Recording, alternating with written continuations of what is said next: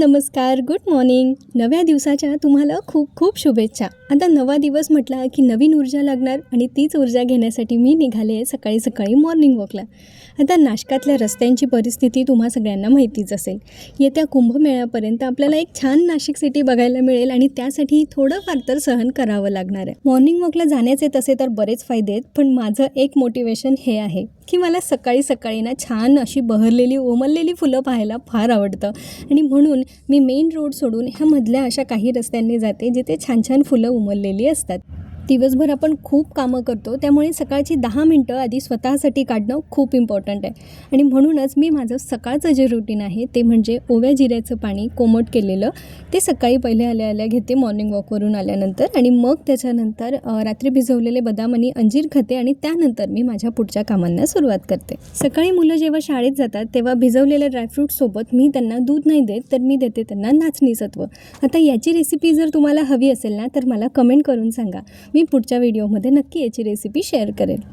गरमागरम नाचणी सत्वावर जेव्हा 1 चमचा शुद्ध गाईचं तूप येतं ना त्यावेळेला मुलांना दिवसभर उड्या मारण्यासाठी भरपूर एनर्जी मिळते. त्यानंतर दुपारच्या जेवणासाठी होती चमचमीत अशी अख्ख्या मसुराची आमटी. रात्रभर भिजवलेला मसूर नंतर थोडा गरम पाण्यात शिजवून घेतला आणि मग तो ह्या मसाल्यात टाकला आणि थोडासा मसूर ना मी असा मिक्सरमधून बारीक करून घेतला. म्हणजे आपली आमटी जी असते ना ती छान अशी एकजीव आणि घट्ट होते. भाजीचा शेवटचा शॉट घ्यायचा मात्र राहिला, त्यामुळे तुमच्यासोबत शेअर नाही करता आला. आज डब्यांना जरा घाई होती, कारण मसाल्याची आमटी म्हटली की सकाळी थोडा वेळ जास्तीचा आपल्याला स्वयंपाकाला द्यावा लागतो, म्हणून आज देवपूजा स्वयंपाकानंतर केली. सकाळची देवपूजा म्हणजे एक प्रकारचं मेडिटेशन असतं. म्हणजे घरातच इतकं पॉझिटिव्ह वातावरण छान तयार होऊन जातं ना की मग पुढच्या कामांना पण मस्त एनर्जी मिळते. त्यानंतर घरातली इतर सगळी आवराआवरीची कामं जी सकाळच्या वेळेत झाली की मग दिवसभर घर असं सेट असतं. दिवसभर कुठे मुलं शाळेतून आली की परत तसाच्या तसा पसारा होणार आहे, पण खरं तर हा पसारा नसतो, हे गोकुळ असतं, नाही का? आपल्या परिवाराशिवाय, आपल्या मुलांशिवाय आपल्या घराला घरपण तरी कुठे असतं. बरं, आता मोठी लेकरं तर गेली आपापल्या कामांना, पण ही छोटी लेकरं माझी वाट बघताय, म्हणजे माझ्या कुंडीतली माझी रोपं. त्यांना पण तर तेवढ्याच प्रेमाची आणि काळजीची गरज असते, नाही का? दिवसभरात कितीतरी वेळा मी यांना बघायला येते आणि अशी वाऱ्यावर डोलणारी रोपं बघितली ना की मन मस्त प्रसन्न होऊन जातं.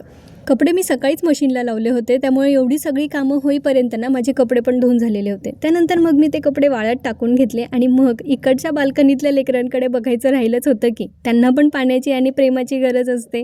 मग आता त्यांना पण पाणी देऊन घेतलं. काही ना माझ्या हँगिंगच्या कुंड्या आहेत वर, त्यांना मी पाणी जेव्हा टाकते रोज, तेव्हा एक प्रश्न रोज माझ्या मनात येतो की अजून थोडीशी हाईट मला का नाही मिळाली? बरं, असो, जे आहे जेवढं आहे त्यात समाधानी राहायचं. ही सगळी कामं आटोपून मग मी गेले होते मार्केटला, कारण मला आहे ना ज्वेलरी मेकिंगसाठी थोडंसं रॉ मटेरियल घ्यायचं होतं. हो, माझ्यातली एक अजून क्रिएटिव्ह गोष्ट ती म्हणजे मी ज्वेलरी पण बनवते, हँडमेड ज्वेलरी. तिथून गोदाकाठ जवळ आहे म्हणून मी जरा तिकडे गेले, कारण संध्याकाळची वेळ आरतीची होती. म्हणून मी तिकडे जाण्याचा प्रयत्न केला, पण तिकडचा रस्ता बघितला तर मग मी जाण्याची रिस्क काही घेतली नाही. आता हा पुढचा आवाज तुम्हीच ऐका.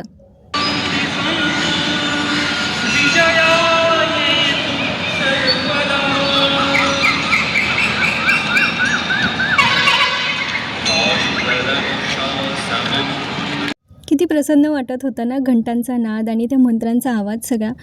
आता आषाढी येते म्हणून तिथे काही लोक ना फोटोशूटसाठी पण आले होते आणि त्यातच मला एक मनाला बोचणारी गोष्ट समोर पाहायला मिळाली. काय ह्या लोकांना समजत नाही की आपण ज्यांना पवित्र मानतो त्यांची अशा प्रकारे अवहेलना नसते करायची. आरतीला अजून बराच वेळ होता आणि एवढा वेळ थांबणं मला शक्य नव्हतं, त्यामुळे मग मी तिथून निघाले. बाहेर आल्यानंतर मी बघितलं तर छान फ्रेश ताजा भाजीपाला तिकडे आलेला होता, म्हणून मग मी मस्तपैकी भाज्या घेतल्या घरासाठी आणि थोडं पुढे आले तर मला एक चिमुकली भेटली. तिने मला सोनचाफ्याची वेणी दिली.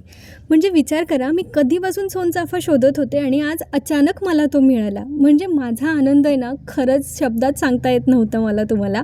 इतका आनंद झाला होता मला सोनचाफ्याला पाहून, कारण सोनचाफा म्हणजे प्रेम असतं आणि तिच्याकडे नेमका एकच शिल्लक होता आणि तो माझ्यासाठी होता.